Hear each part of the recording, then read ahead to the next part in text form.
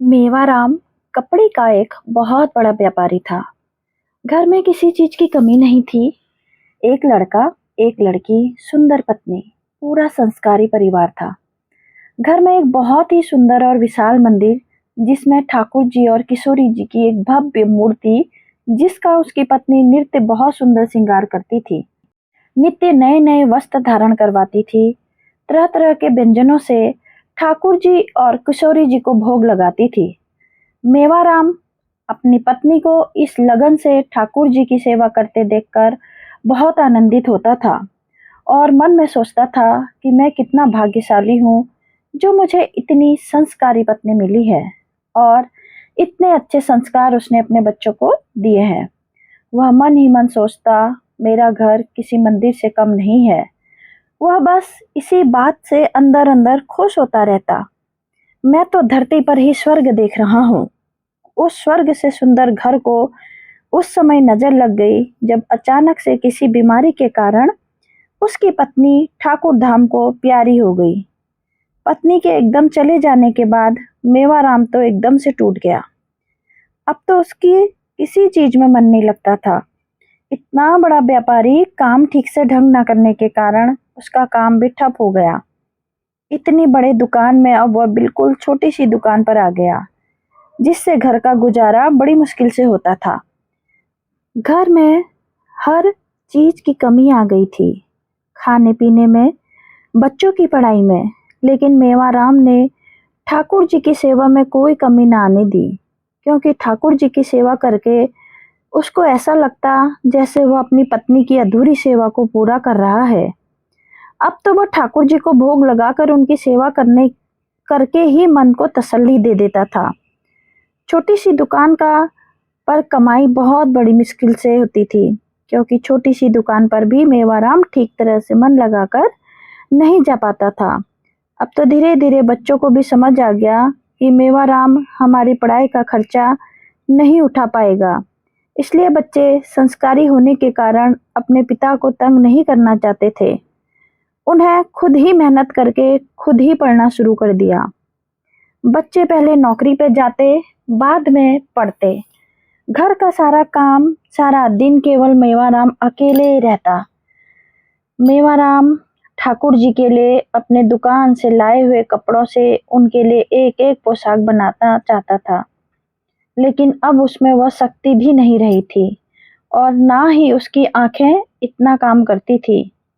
लेकिन फिर भी वह रोज धीरे धीरे थोड़ा थोड़ा करके ठाकुर जी और किशोरी जी के लिए पोशाक बनाने का काम करता। 6 महीने बीत गए, उसकी पोशाक बनकर तैयार नहीं हुई थी। वह अपने आप को बहुत कोसता था कि मेरी पत्नी तो हर रोज ठाकुर जी को नए नए वस्त्र धारण करवाती है, लेकिन मैं बदकिस्मत ऐसा नहीं कर पा रहा हूँ। कई बार तो वस्त्र सिलते सिलते उसके हाथों में सुई चुभ जाती, लेकिन उसका इस दर्द में भी आनंद चाहता आता। रात को सोने से पहले वह ठाकुर जी की पूरी सेज सजाता। ठाकुर जी और किशोरी जी के लिए पीने के लिए साफ जल रखता। खाने के लिए कभी खीर और कभी हलवा, कभी कचौरी रखता, क्योंकि उसकी पत्नी हमेशा ऐसा ही करती थी। और उसकी पत्नी का कहना था कि रात को ठाकुर जी किशोरी जी यहाँ आकर विश्राम करते हैं और अगर कभी उनको भूख लगी तो वह कुछ खा सकते हैं, अगर प्यास लगी तो पानी पी सकते हैं। बस अपनी पत्नी की निष्ठा और विश्वास का वह पालन कर रहा था। उधर किशोरी जी और ठाकुर जी ने एक दिन जब उन्होंने निकुंज में प्रवेश किया तो सभी सखियों ने मिलकर बहुत ही सुंदर तरीके से घी से बने हुए दीपों की कतार लगाई हुई थी, जो कि बहुत ही सुंदर प्रतीत हो रही थी। ठाकुर जी और किशोरी जी ने जब निकुंज में प्रवेश किया तो अब वह धीरे धीरे आगे बढ़े।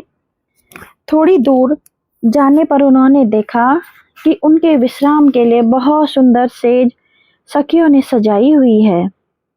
पास ही किशोरी जी के श्रृंगार का पूरा सामान रखा हुआ है। बहुत सुंदर फूलों की माला रखी हुई है। हाथों पर लगाने के लिए मेहंदी रखी हुई है। पाँव में लगाने के लिए आलता रखा हुआ है। मस्तक के लिए चंद्रिका रखी हुई है और सब सखियां बड़ी बेसब्री से किशोरी जी को श्रृंगार करने के लिए लालायित हैं। खाने के लिए बहुत स्वादिष्ट व्यंजन रखे हुए हैं। पान का बीड़ा जो किशोरी जी को बहुत पसंद है रखा हुआ है और सेज को बहुत ही सुंदर एक वृक्ष से नीचे सजाया हुआ है। किशोरी जी ठाकुर जी जैसे ही विश्राम करने के लिए बैठे तभी सभी सखियां उनके पास आ गई।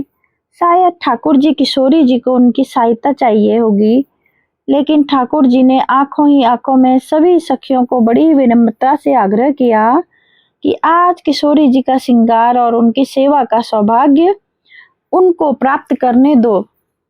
तो सभी सखी लालजू का इशारा समझते हुए वहां से चली गई। ठाकुर जी ने किशोरी जी के पाँव में बड़े ही प्यार से आलता लगाया और बड़े से उनकी वेणी को गुथा, उस पर गजरा लगाया, माथे पर सुनहरी रंग की बिंदिया को लगाया, सिर पर चुन्नी को उड़ाकर उस पर बहुत ही सुंदर चंद्रिका को धारण करवाया। अभी वह इतना श्रृंगार कर ही रहे थे कि तभी एकदम से ठंडी और शीतल हवा चलने लगी। तभी एक सुंदर हवा का झोंका किशोरी जी और ठाकुर जी के चरणों को जैसे प्रणाम करता हुआ वहां से निकल गया। अचानक आसमान में बादल गरजने लगे, जोर जोर से बिजली चमकने लगी। अचानक से मूसलाधार बारिश हुई। बारिश की वह बूंदें न जाने कब से इस इंतजार में थी कि अब उनको सौभाग्य प्राप्त हो कि वह किशोरी जी और ठाकुर जी के अंग को स्पर्श कर सकें। तभी वर्षा का पानी वृक्ष के नीचे बैठे लालजू और किशोरी जी के ऊपर पड़ने लगा। लगातार बारिश होते देखकर किशोरी जी का मन उस बरखा में भीगने के लिए मचलने लगा और वह झट से वहां से उठकर बारिश में आनंद लेने लगी। वास्तव में वह बारिश का आनंद नहीं बल्कि बारिश की बूंदों को सौभाग्य दे रही थी, जिनकी चाहत थी कि वह किशोरी का अंगीकार करें, उनके चरणों को स्पर्श करें। लेकिन ऊपर से आने के कारण बारिश की बूंदें ऐसे लग रहा था कि जैसे लाडली जी के सुकोमल अंगों पर उनका प्रहार हो रहा हो, जिनको लाडली जी के सुकोमल अंग शायद सहन न कर पा रहे थे। लालजू यह सब देख रहे थे और उन्होंने जाकर लाडली जी से कहा कि यहाँ वृक्ष की ओट में आ जाओ, यह बारिश की बूंदें तुम्हारे कोमल शरीर पर बहुत तेजी से प्रहार कर रही हैं। लेकिन लाडली जी मुस्कुरा कर बोली, नहीं कान्हा, मुझे तो आनंद आ रहा है, लेकिन शीतल हवा और बारिश के कारण अब किशोरी जू कांपना शुरू हो गई। कान्हा को अब चिंता होने लगी। उन्होंने देखा कि उनकी प्रिया ठंड के कारण कांप रही है, तो उन्होंने उसको अपने सीने से लगाकर कुछ गर्माहट देने की कोशिश की, लेकिन वह भी असफल रहे क्योंकि लालजू तो खुद ही वर्षा के कारण भीग गए थे।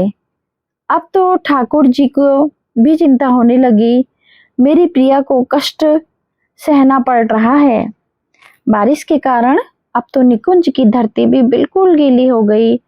ठाकुर जी चाहते थे कि वह जल्दी जल्दी महल पहुंच जाए, लेकिन वहां जाने के लिए भी उनको काफी समय लग सकता था। उन्होंने किशोरी जी को अपने अंक में उठा लिया और जल्दी वहां से चल पड़े।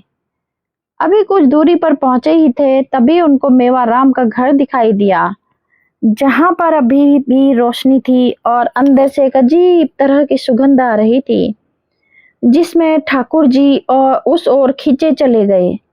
अंततः अब वहां पहुंचे तो घर का दरवाजा खुला हुआ था। ठाकुर जी ने सोचा कि किशोरी जी को यहाँ कुछ देर के लिए विश्राम कराया जाए और वह गोद में उठाए हुए किशोरी जी को अंदर ले गए। वह यह देखकर हैरान हो गए कि अंदर घर के कमरे में बहुत ही सुंदर सेज सजी हुई है, जिस पर बहुत ही सुंदर 2 पोशाकें पड़ी हैं। हाथों से बनाई हुई फूलों की माला पड़ी हुई है, पान का बीड़ा पड़ा हुआ है, केसर की खीर बनी पड़ी है और जल का एक लोटा पड़ा हुआ है। लेकिन जब उन्होंने इधर देखा, बाकी सारे घर में अंधेरा था, उनको कोई नजर न आया, तो ठाकुर जी ने जल्दी जल्दी किशोरी को वहां पड़ी पोशाक को धारण करने के लिए कहा और खुद भी वहां पड़े हुए वस्त्र को पहन लिया। काफी वर्षा में भीगने के कारण अब तो किशोरी जी को तीव्र भूख लगी हुई थी। भूख को शांत करने के लिए ठाकुर जी और किशोरी जी ने वहां पड़ी केसर की खीर को ग्रहण कर लिया, जो कि अत्यंत स्वादिष्ट थी। मेवा राम के द्वारा बनाए वस्त्रों में ठाकुर जी और किशोरी जी अत्यंत सुंदर लग रहे थे। ठाकुर जी तो एकदम से हैरान हो रहे थे कि यहाँ पर हमारे ही नाप के वस्त्र कैसे पड़े हुए हैं। किशोरी जी तो उन वस्त्र में अत्यंत रूपवान लग रही थी। ठाकुर जी तो उसके इस रूप को देखकर ठगे से रह गए। आज से पहले किशोरी जी को मैंने कभी इतना सुंदर स्वरूप नहीं देखा, जितना कि वह इन वस्त्रों को धारण करने के लिए लग रही है। पास रखे पान के बीड़ा खाने के कारण पास में रखे पान के बीड़े में से दोनों ने एक एक पान खाया। पान का बीड़ा खाने के कारण दोनों के होंठ बिल्कुल लाल हो चुके थे। जब सुबह हुई तो सेवाराम उस कमरे में आ गए।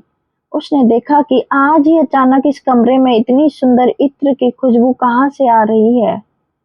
वह वहां गया तो वहां का दृश्य देखकर हैरान हो गया। मिट्टी से सने हुए किसी के पांव के निशान कमरे में थे। ठाकुर जी के और किशोरी जी के बिछाए पलंग के ऊपर पड़े हुए थे।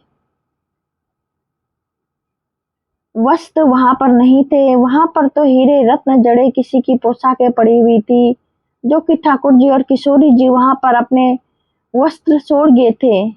पान का बीड़ा खाया हुआ, खीर का लोटा खाली, जल पिया हुआ मेवाराम यह सब देखकर स्तब्ध रह गए। वह कोई सपने तो नहीं देख रहा था। क्या वास्तव में ठाकुर किशोरी जी यहाँ आए थे? मेरे द्वारा आज की तैयार हुई पोशाकों को क्या वह धारण करके गए? मेरे द्वारा बनाई गई खीर को क्या वह ग्रहण करके गए? उसने जो अपने हाथों से फूलों की माला को बनाया था, उन्होंने धारण के गए? यह सोच सोच कर उसकी आंखों में अश्रुधारा निरंतर बहने लगी। क्या सच में आज मुझ पर लाल जू की किशोरी जू की दया आ गई? लेकिन वह हैरान था कि उस कमरे में तो मिट्टी से सने हुए आने के तो एक ही चरण के निशान थे, लेकिन वापसी में 2 चरणों की छाप थी। वह उन चरणों में मस्तक रखकर लौटने लगा और चरणों पर मस्तक रखते ही उसको ऐसे लगा कि जैसे किशोरी जी और ठाकुर जी ने उसके सर पर हाथ रखकर उसको आशीर्वाद दिया है। वास्तव में वर्षा में भीगने के कारण ठाकुर जी ने किशोरी को अपने अंक में उठाया था, इसलिए आते वक्त ठाकुर जी के ही अकेले चरणों के चिन्ह थे और जाते समय ठाकुर विशाल जी के दोनों के चरणों की छाप मेवाराम के हर मंदिर के फर्श पर थी। वह उन चरणों में मस्तक रखकर जोर जोर से रोने लगा और बलिहार जाने लगा कि ठाकुर जी और किशोरी जी को मुझ पर दया आ गई। वास्तव में यह सब लीला ठाकुर जी की ही थी, क्योंकि इतने महीनों से इतना विश्वास, निष्ठा और लगन से सेवाराम पोशाक को बना रहा था और आज ही वह बनकर तैयार हुई थी। उसका मन उसी का मान रखने के लिए यह सब लीला ठाकुर जी ने भी की थी। नहीं तो जिस ठाकुरानी को किशोर जी के अंदर हजारों सूरज की तपिश विद्यमान हो, उनको सर्दी गर्मी का एहसास कौन हो सकता है? लेकिन एक भक्त की भक्ति, निष्ठा और विश्वास का मान रखने के लिए उन्होंने तब सभी लीला की थी। अगर हम भी सच्ची निष्ठा, लगन और प्रेम से ठाकुर जी और किशोरी जी के लिए कुछ बनाते हैं, उस प्रेम का मान करने के लिए ठाकुर जी और किशोरी जी को अवश्य उसको ग्रहण करते हैं, तो आज मेवाराम को उसकी सेवा का मेवा मिल चुका होता। धन्यवाद। राधे कृष्णा।